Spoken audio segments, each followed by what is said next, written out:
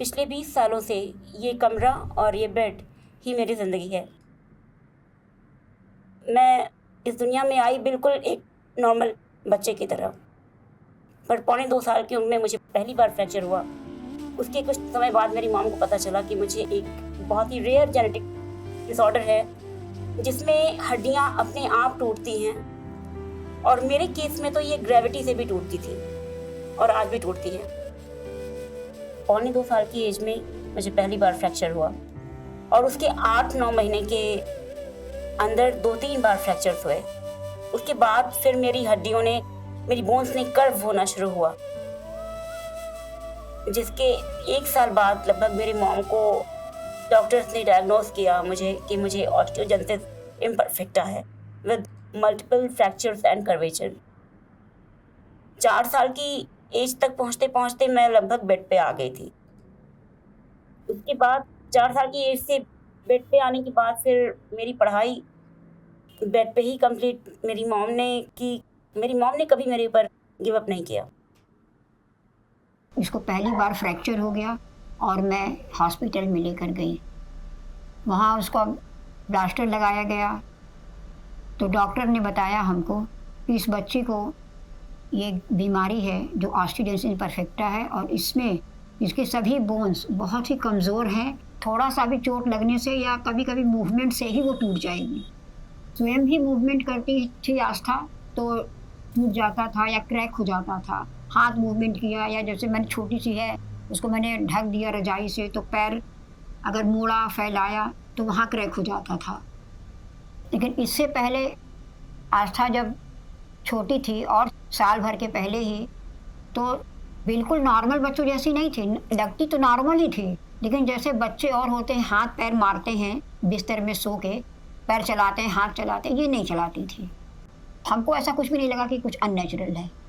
और बच्चे कुछ 6 महीना का होते हैं तो पेट के बगल पलट भी जाते हैं, लेकिन आस्था कभी पलटी नहीं, कभी ऐसे अपना सर नहीं उठाई। मूवमेंट में जब बच्चे अपना सर उठा देते हैं, आस्था सर नहीं उठाई। लेकिन ये सब मैं कुछ समझ भी नहीं पाई ये सब हो क्या रहा है। लेकिन जब फ्रैक्चर हुआ तब क्लियर हुआ। तो जब फ्रैक्चर वो पहली बार हुआ, आस्था को पौने 2 साल की थी, तो उसके बाद प्लास्टर कट गया तो 1 महीने बाद सेम फ्रैक्चर फिर हो गया। तो फिर हम उसी डॉक्टर के पास गए, डॉक्टर चक्रवर्ती के पास जो गुरुबाग पे रहते हैं। तो फिर उन्होंने ट्रैक्शन दिया 3 महीने के लिए, वो ठीक हो गया। 3 महीने बाद फिर आस्था खड़ी हुई, लेकिन फिर 1 महीने बाद सेम जॉइंट जो अभी लेफ्ट थाई में हुआ था वही फिर से ब्रेक हो गया। तो फिर हम आए चक्रवर्ती साहब के यहाँ, तो उन्होंने ट्रैक्शन दिया उसको 3 महीने के लिए और मैं उसी ट्रैक्शन के साथ ही फिर मैं खमरिया चली गई। वहाँ मैं 3 महीने तक रही। फिर वहाँ से मैं जब आई यहाँ दिखाने तो फिर उसको उन्होंने ट्रैक्शन हटाया, बच्ची का पैर ठीक था तो लगभग बच्ची फिर उठ के चलने लगी। लेकिन फिर धीरे धीरे कर लगभग 6-7-8 महीना बीतते उसकी लेफ्ट थाई की जो बोन्स थी वो ऊपर की ओर उठने लगी। जब वो गिरती थी तो उस पर जर्क आने लगा और तब बच्ची फिर से बैठ जाती थी बेड पर।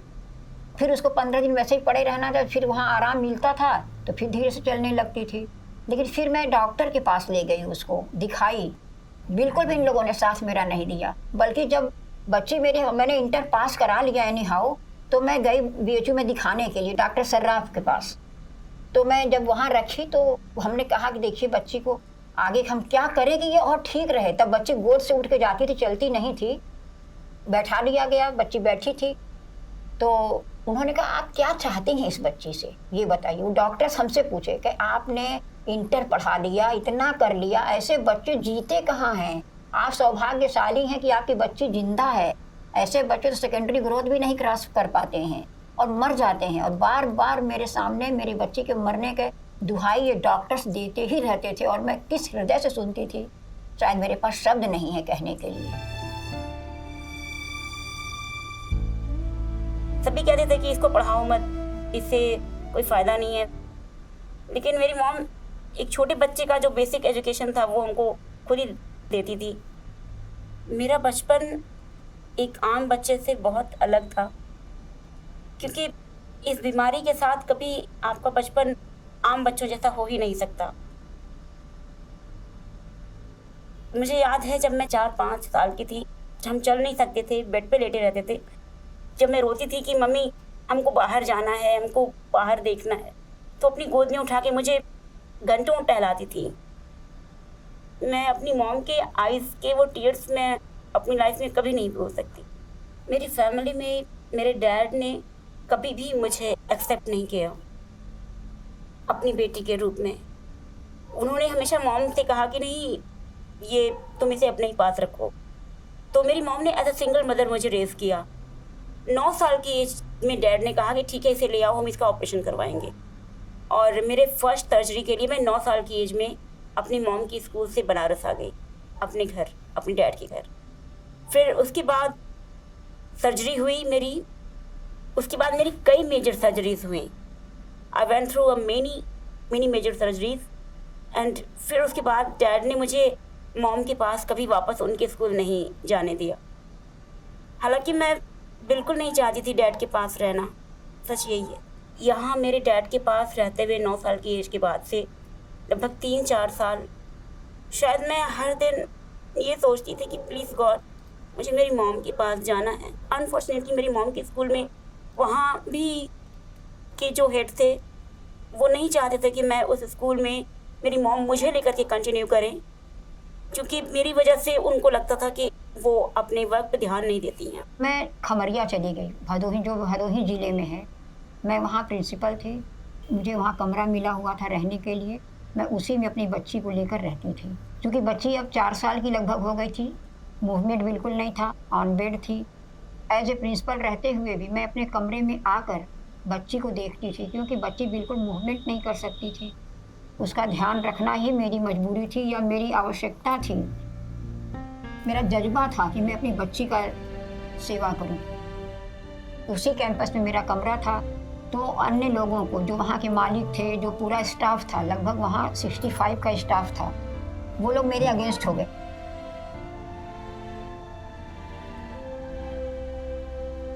फाइनली मेरी मॉम ने 2006 में अपनी जॉब क्विट की। हालांकि मैं उस दौरान मैं अपने घर में अपने डैड के पास रही। फिर मैं कभी मॉम के पास जा कर के मैंने टाइम स्पेंड नहीं किया, अपनी मॉम के साथ नहीं रह पाई। 12th के एग्ज़ाम के टाइम भी मैं मॉम के साथ थी, क्योंकि मुझे 12th का एग्ज़ाम देना था और मैं अपनी मॉम की स्कूल से ही पढ़ती थी। मैं अपनी मम्मी के स्कूल में जितने भी समय रही, वहाँ के बच्चे कभी मुझसे खेलने नहीं आते थे, क्योंकि उनकी मदर उनको आने नहीं देती थी। उन्हें लगता था अगर वो मेरे साथ खेलेंगे या अगर मेरी मॉम ने उनके बच्चों को कुछ खाने के लिए दे दिया तो उन्हें भी वही हो जाएगा जो मुझे है। और ऐसा वो इसलिए कहते थे क्योंकि उन्हें लगता था कि जिसकी हड्डियाँ बिना वजह टूटती हैं, अपने आप टूटती हैं बैठे बैठे, उसके अंदर कोई इविल स्पिरिट रहती है, वो उसके अंदर कोई भूत है। और अगर वो उस बच्चे से उनका बच्चा खेलेगा तो उनके बच्चे को भी वो भूत लग जाएगा।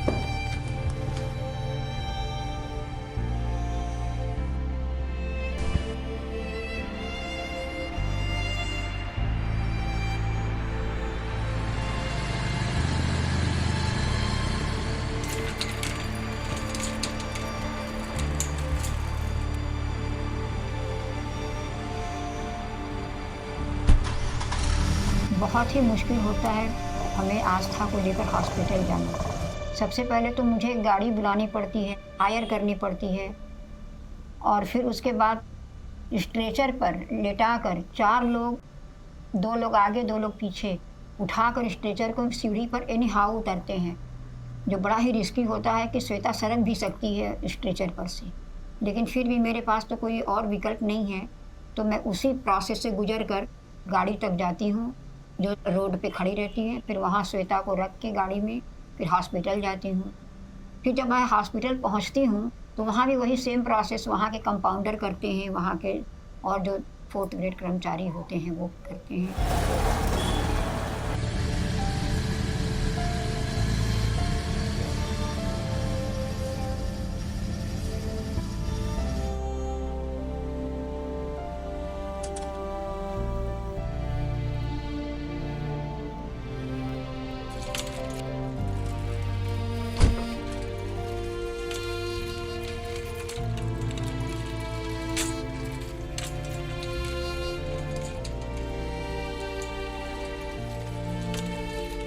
फिर जब वो उठाते हैं बच्ची को विद स्ट्रेचर और उसे बेड पे डालना रहता है, तो चूंकि अन्य मरीज जो अच्छे रहते हैं उन्हें तो सीधे बेड पे डाल देते हैं, उनका कुछ नहीं होता है। लेकिन अगर मेरी बच्ची को वो उठा के ऐसे बेड पे तेज से रख देंगे तो उसकी हड्डियां फिर से क्रैक हो जाएंगी और ज़्यादा, और टूट भी जाएंगी। तो जब मैं ऐसा कहने के लिए मना करती थी या मैं भी सपोर्ट करती थी कि लाइए मैं भी सपोर्ट कर दूं, बैक में स्पाइन भी काफ़ी कमज़ोर है, तो मेरा उपहास उड़ाया जाता था।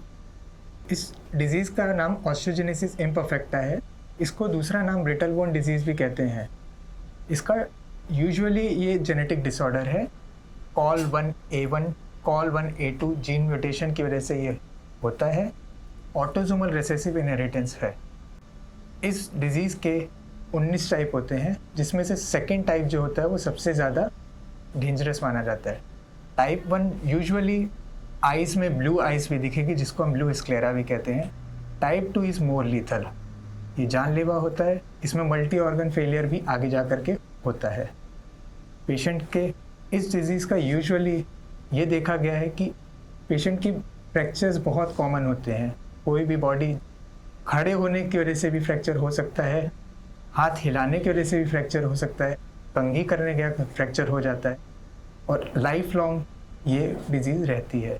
का ट्रीटमेंट एज सच कुछ भी नहीं है। यूजुअली ऑर्थोपेडिक सर्जरी हम लोग करते हैं अगर फ्रैक्चर होता है।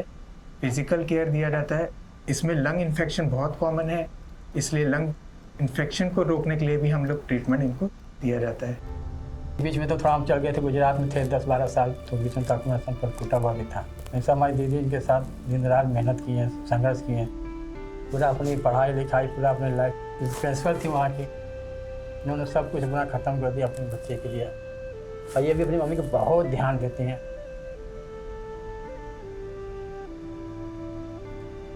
मैं श्वेता को 2016 से जानती हूँ। गपी रोड के किनारे मैंने एक गाय को देखा था जो काफ़ी भी जख्मी हालत में थी। तो मैंने किसी से पूछा कि कोई है जो गाय की मदद करने के लिए, कोई ऐसा है कॉन्टैक्ट नंबर। तो मुझे किसी ने आस्था का नंबर दिया।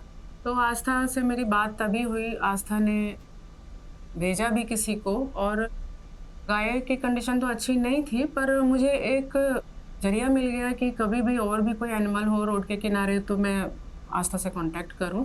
और बिल्कुल ऐसा ही हुआ। धीरे धीरे जब भी मुझे ज़रूरत पड़ती थी एनिमल्स के रिगार्डिंग तो मैं आस्था को कांटेक्ट करती थी, क्योंकि मैं एनिमल्स के लिए काम करती थी और उसी से रिलेटेड फेसबुक हो या कहीं भी इस तरह की इन्फॉर्मेशन न्यूज़पेपर वगैरह में पढ़ती थी कि बहुत सारे लोग स्पेशली इन फॉरेन कंट्रीज़ कि वो चाहे कैसे भी हों, पर अगर हेल्प करना है तो किसी भी रूप में कर सकते हैं। तो श्वेता भी मुझे इस तरह के कंडीशन में मुझे दिखी, पर मुझे ये बात तो यकीन था कि ये कर सकती है, और इसने एक बार मेरी बहुत बड़ी हेल्प की। आस्था से जुड़ने के कुछ दिनों के बाद मेरे घर में एक जर्मन शेफर्ड कोई छोड़ के गया कि मैडम आप इसको रखेंगे क्या थोड़े दिन के लिए। तो मैंने कहा कि ठीक है, कब तक के लिए। तो बस 1 वीक और 4 डेज़ 5 डेज़ ऐसे करके। पर ऑलरेडी मेरे घर में एक लैब्राडोर था, और दोनों का बहुत ही ऑपोजिट होता है टेम्परामेंट, और मैं बिल्कुल एडजस्ट नहीं कर पा रही थी। फिर भी 1 महीना मैंने दोनों को एक साथ अपने पास रखा, और जिन्होंने मेरे घर में उस डॉग को रखवाया था उन्होंने बिल्कुल ही पल्ला झाड़ लिया। उन्होंने बोला कि मैम देख लीजिए, मैनेज कीजिए। मीन्स उन्होंने बोला था थोड़े दिन के लिए रख रहे हैं, पर उन्होंने परमानेंटली हमारे घर छोड़ दिया। जो जर्मन शेफर्ड था उसकी वजह से हमारे घर में लोगों का आना जाना बहुत ही कम हो गया, क्योंकि बहुत ही खूंखार टाइप वो था, वो जस्ट लाइक शेफर्ड। तो फिर मैंने आस्था को बोला कि आस्था ऐसा है कि मेरे घर में तो अब सबका टॉलरेंस पावर ख़त्म होता जा रहा है, तो इसका कुछ कीजिए। आस्था तो खुद ही बहुत परेशान थी। उसने अपने एंड से जो हो सकता था किया था, और आफ्टर 1 मंथ उसको चंडीगढ़ भिजवाने के लिए उसने इंतज़ाम किया। मेरी सेकेंडरी एजुकेशन मेरी मॉम के स्कूल से ही पूरी हुई, जिसके बाद फिर 2-3 साल के बाद मैंने BCA में एडमिशन लिया इग्नू यूनिवर्सिटी से। 1 साल बाद फैमिली प्रेशर्स की वजह से मैंने मेरी ग्रेजुएशन छोड़ दी, ड्रॉप कर दी, और डैड ने बोला कि मुझे मेडिकल एंट्रेंस की तैयारी करनी है। फिर मैंने मेडिकल एंट्रेंस शुरू किया तैयारी, और 2009 में मैंने medical entrance Uttar Pradesh TPMT qualify की, जिसके बाद फिर मैं मेडिकल कंडीशन में अपना अप्लाई किया था फॉर्म फिज़िकल कंडीशन के लिए। तो मुझे उसके लिए हमें पहले मेडिकल बोर्ड में जाना होता है, तो लखनऊ में गई थी मेडिकल बोर्ड में। तो क्वालिफाई करने के बाद भी मेडिकल बोर्ड ने मुझे काउंसलिंग में अपीयर होने ही नहीं दिया। मैं काउंसलिंग में अपीयर नहीं हो पाई, जिसके बाद वहाँ से जो रिजेक्शन मुझे मिला, उसके बाद 2-3 साल तक मैं पूरी तरह से डिप्रेशन में चली गई, डिसअपॉइंट हो गई लाइफ से, क्योंकि अब मुझे बिल्कुल समझ नहीं आ रहा था कि मेरा डॉक्टर बनने का सपना कैसे पूरा होगा। क्योंकि कहीं ना कहीं डैड को एज अ डॉक्टर देख के मुझे मन करता था कि मैं लोगों की मदद करूं, मैं लोगों की ट्रीटमेंट करूं। आज भी मुझे याद है जब मैं ऑफिस में बैठा था और दूसरे साइड से एक कॉल आई, एक छोटी बच्ची का आवाज़ था। उसने अपने आप को इंट्रोड्यूस किया कि मैं श्वेता बोल रही हूँ और मुझे एनिमेशन कोर्स के बारे में इन्फॉर्मेशन चाहिए। यहाँ तक तो नॉर्मल बातचीत थी कि उसको इन्फॉर्मेशन चाहिए थी, वो इन्फॉर्मेशन हमने इसको प्रोवाइड किया, क्या फीसेस हैं, वो सारी चीज़ें बता दी। देन उसका जो अगला सवाल था वो मेरे लिए बड़ा ताज्जुब की बात थी, क्या आपके बिल्डिंग में लिफ्ट है? मैंने कहा हाँ बिल्कुल है। तो उसने फिर अगला सवाल पूछा, क्या व्हीलचेयर एक्सेसिबल है? मैंने कहा हाँ वो भी है। तो मैंने पूछा उनसे कि आप ऐसा क्यों पूछ रहे हो? सर एक्चुअली मेरे को थोड़ा सा फिजिकल इश्यूज़ हैं, तो फिर वो मैं इसलिए, तो मुझे लगा कि जैसे बच्चों के साथ में कभी कभी एक्सीडेंटली कोई एक्सीडेंट होता है या कुछ होता है, तो कुछ मंथली चैलेंजेस होंगे कि 2-3 महीने तक का चैलेंज है उसका, फिर बच्ची इनेबल हो जाएगी तो अपना वॉक करके आएगी, क्लास करेगी। तो उसने बोला ठीक है, मैं मम्मा से बात करके आपको बताऊंगी क्या करना है। उनकी मम्मा से जब कॉल आया और उन्होंने बोला कि सर क्या पॉसिबल है कि कोई फैकल्टी मेरे यहाँ आके बच्चे को पढ़ा सके, तो ये मेरे लिए थोड़ा आउट ऑफ द बॉक्स जाके एक क्वेश्चन था, क्योंकि हमारी कंपनी इस तरह की चीज़ें कभी अलाउ नहीं करती कि बच्चों को हम घर पे जाके कोई पर्सनल असिस्टेंस दें या कुछ इस तरह की चीज़ें करें। और मार्केट में ढेर सारे कॉम्पिटिशन होने की वजह से ढेर सारे लोग फेक कॉल्स भी और उस तरह के ट्रैप भी करते हैं, तो वो मेरे लिए था कि शायद ये ट्रैप हो, तो मैंने मना करके फ़ोन रख दिया कि ऐसा कोई पॉसिबिलिटीज़ नहीं है। अगले दिन आस्था का फिर से फ़ोन आया कि सर क्या जो लोग फिजिकली चैलेंज हो, क्या आप उनके लिए कोई ऐसा नहीं कर सकते हो? इसकी बात में मुझे कुछ ऐसा फील लगा कि नहीं ये लड़की करना चाहती है, तो मैंने बस चेक करने के लिए इसको बोला कि अच्छा एक काम करो, आप बोलो कि आप फिजिकली चैलेंज हो, आप अपनी फ़ोटोग्राफ्स मेरे को मेल पे शेयर करो। तो उसने बोला कि सर ऐसा कुछ हो सकता है? मैंने कहा कि आप करो, मैं देखता हूँ। इसने जब अपनी फ़ोटोज़ भेजी मेरे को, मैंने देखा कि यार वाकई मतलब ये लड़की बेड पे है और इसकी जो फिजिकल ग्रोथ है वो ना के बराबर है।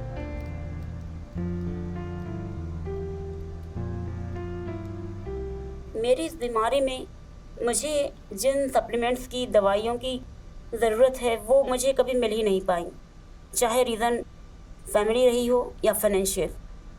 मुझे डॉक्टर्स ने बहुत सारे सप्लीमेंट्स लिखे थे, डॉक्टर्स हमेशा मुझे रेकमेंड करते थे जब भी मेरी सर्जरीज। ऐसे तो डैड ने कभी मुझे मेरे मेडिकल ट्रीटमेंट पे कभी फोकस नहीं किया, कभी नहीं किया।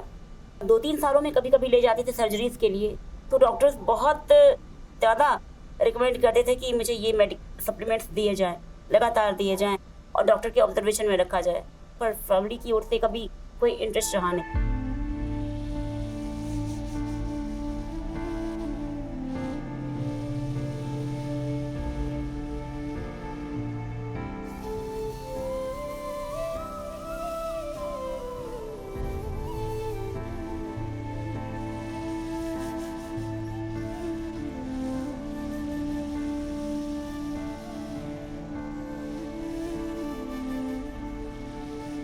आस्था दी के बारे में पहले मुझे मेरे कज़न ब्रदर ने बताया था, उनकी कंडीशन के बारे में और उनके काम के बारे में कि वो 3D इलस्ट्रेशंस बनाती हैं, और फिर उनका कांटेक्ट शेयर किया उसने मुझे, तो मैंने कांटेक्ट किया उनसे, उनका काम शेयर करने के लिए बोला। तो I was very impressed with the level of work, the quality of 3D renders, वो बहुत ज़्यादा अच्छे रेंडर की क्वालिटी थी। तो मुझे कंडीशन के बारे में तो बहुत ज़्यादा पता नहीं था, तो I was very curious to know कि वो काम कैसे करती हैं।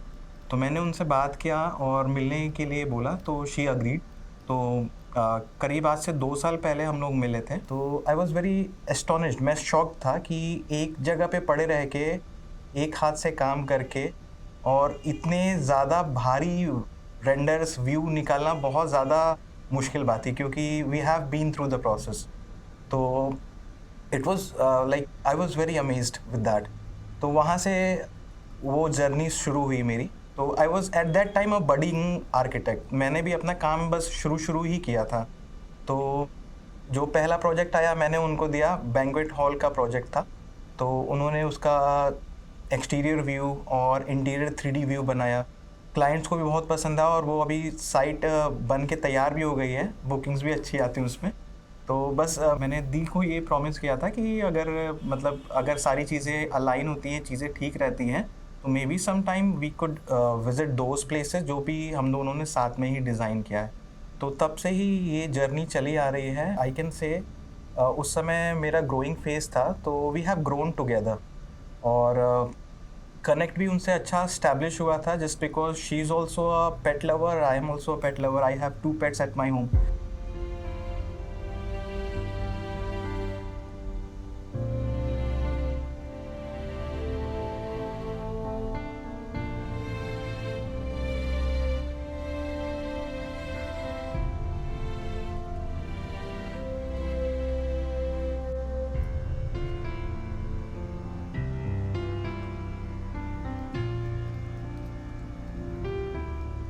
जी, ये जाहिर सी बात है कि श्वेता बाकी बच्चों से काफ़ी अलग है।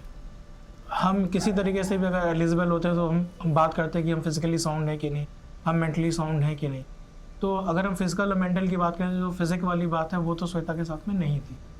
तो हमें अपने आप को पहले अलग तरीके से तैयार करना था, हमें अपनी फैकल्टी को अलग तरीके से तैयार करना था कि आप किसी को उनके घर पे जाके ये ट्रेनिंग दीजिए, क्योंकि अभी भी फैकल्टीज़ भी इस माइंडसेट से आता है कि उनको ऑफिस में आके या सेंटर पे आके ही बच्चों को ट्रेन करना और एक बंच ऑफ ग्रुप जो 10-12 बच्चों का बैच होता है उनको हैंडल करना होता है। लेकिन अभी एक किसी के घर पे जाके और एक फिज़िकल चैलेंज गर्ल को उस लेवल पे लेके जाना जहाँ पे वो इंडस्ट्री में काम कर सके, तो हमें उस लेवल पे उनको डिलीवर चीज़ें करनी थी। क्योंकि हमारे जो ट्रेनिंग है, जो एनिमेशन VFX में ढेर सारे इंस्ट्रूमेंट्स की ज़रूरत होती है। जैसे एक बेसिक तौर पे बात करें तो कंप्यूटर है, पेन टैब है या फिर कैमरा है, बाकी और भी ढेर सारी इंस्ट्रूमेंट्स हैं जिनकी ज़रूरतें होती हैं जो बच्चे यूज़ करते हैं। तो इसमें सैल्यूट है श्वेता को कि उसने सारी जो चैलेंजेस थे उसको एक्सेप्ट किया। जैसे जैसे रिक्वायरमेंट उनको बताया कि उसने या उनकी मम्मा ने, वो फाइनेंशियली काफ़ी चैलेंजेस थे उनके पास, क्योंकि उनका अच्छा खासा पैसा इनके मेडिकल एक्सपेंसेस में भी लगते थे, बट उनको सारी जो ज़रूरतें थी वो उनकी पूरी की, क्योंकि हमारे हाई एंड सिस्टम्स ज़रूरत होती है वो उनको प्रोवाइड किया। फैकल्टीज़ ने धीरे धीरे बेसिक्स पे स्टार्ट किया, पहले ग्राफिक्स अच्छे से कराया, हमें आउटपुट मिलता गया क्योंकि वहीं से इनको वर्क असाइन करते थे कि हमें इस तरह के वर्क आपसे चाहिए। मैं आस्था से 3-4 साल पहले किसी फ्रीलांसर के थ्रू मिला और मुझे 3D व्यू फ्रंट एलिवेशन का काम करवाना होता था अपने फर्म में। आस्था से मैं 3-4 साल पहले उसी पर्पज़ से मिला। फर्स्ट टाइम जब मैं आस्था से मिला, मुझे ये एक्सपेक्टेशन नहीं था कि आस्था विदाउट एनी प्रैक्टिकल नॉलेज ये कर पाएगी, इस तरह ये कर देगी, मतलब इस तरह का इनको वो है। मैंने 2D लेआउट दे के चला गया, मुझे एक्सपेक्टेशन नहीं था कि आस्था कुछ ऐसा बना ले। 3-4 दिन बाद जब आस्था ने उस प्रोजेक्ट का मुझे PDF सेंड किया, मैं शॉक था, मतलब ये देख के कि विदाउट एनी प्रैक्टिकल नॉलेज वो कैसे इतना अच्छा मतलब ये कर सकती है। बट गॉड गिफ्ट जो भी हो उसका गॉड गिफ्टेड हो। और वो बनारस में अभी भी 50 to 60% 3D डिज़ाइनरों से अच्छा 3D मैक्स पे उसका कमांड है, अच्छा करती है, बढ़िया बनाती है। मैंने तो अपने 10-15 प्रोजेक्ट के उसे काम दिए, 10-15 में भी उसने सारे क्लाइंटों का सेटिस्फैक्शन करते हुए काफ़ी अच्छे से काम धाम किया।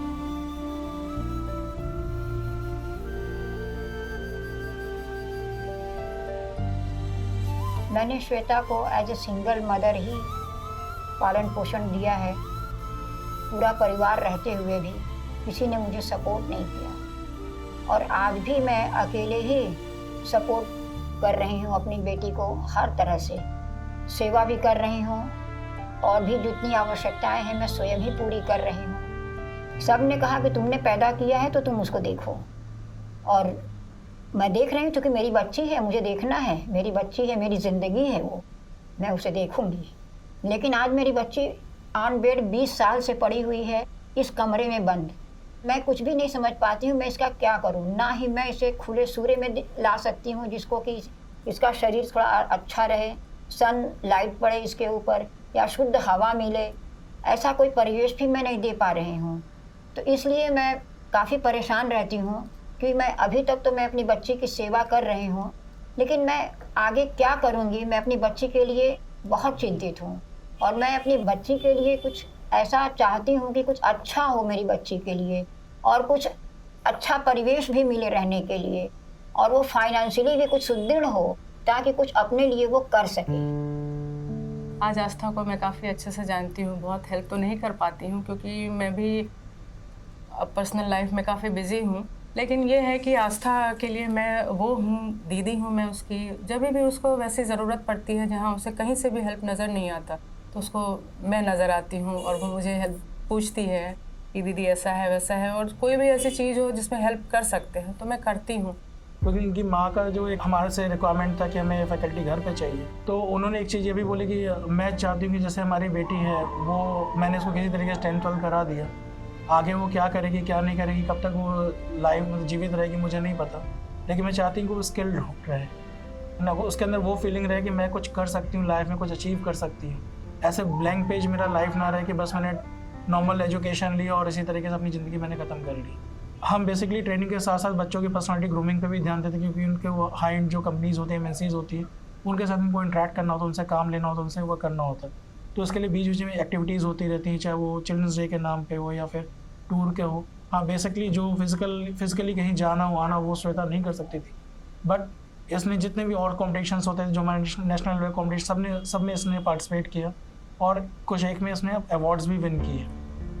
हाँ, एक चीज़ और है कि जब हमारे यहाँ के जो बच्चे लोग थे जिनको पता चला कि श्वेता जैसी बच्ची जो इस तरह फिजिकली चैलेंज है वो इस लेवल पे वर्क करे, तो उनको भी एक मोटिवेशन मिलता था। हाँ, वो भगवान ने जब सारी सहूलतें दी हैं, सारे चीज़ें दी हैं, तो हमें भी अच्छा काम करना चाहिए। अब जितने भी चिल्ड्रंस डे के सेलिब्रेशंस हों या श्वेता का बर्थडे हो, बच्चों ने खुद आके यहाँ पे इनके साथ में वो इनका बर्थडे सेलिब्रेट किया, इनको मोटिवेट किया, इनको बूस्ट किया, इवन इनसे इंस्पिरेशन भी लिया और इनको पर्सनली मैसेज दिया कि श्वेता वी लव यू, आप जब इस लेवल पे आके ये काम कर रहे हो तो हम भी बहुत कुछ कर सकते हैं। और इनके साथ में जो बच्चे लोग थे आज वो टॉप एमएनसीज़ में वर्क कर रहे हैं और वो आज भी आस्था को याद रखते हैं। ये अपने कट को इस तरह से सह लेती हैं, हम लोग कभी ओपन नहीं होने देती हैं।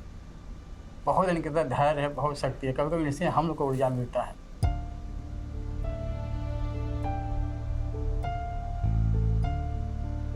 ऐसे ही मैं बैठ के एक दिन फेसबुक पे स्क्रॉल कर रही थी और मैंने एक डॉग को देखा जो किसी यूनिवर्सिटी में रहता था और उसको उस यूनिवर्सिटी के लोगों ने इतना मारा था कि उसके मुंह से ब्लड आ रहा था और मतलब उसकी बचने की कोई चांसेस नहीं थे। फिर भी वो डॉग उस यूनिवर्सिटी के गेट पे बैठा हुआ था, एक किसी स्टूडेंट के ज़रिए शायद कुछ खाने का वेट कर रहा था। तो उसे देख करके मुझे लगा कि मुझे लाइफ ऐसी नहीं है, एक चीज़ एंड हो जाए तो लाइफ कभी एंड नहीं हो सकती है। जिसके बाद मैंने डिसाइड किया कि चाहे मेडिकल साइंस ने भले मुझे मरने के लिए छोड़ दिया, डॉक्टर्स ने मुझे मरने के लिए छोड़ दिया, बट मैं अपनी लाइफ में कभी किसी की लाइफ के लिए गिव अप नहीं कर सकती, किसी के नहीं।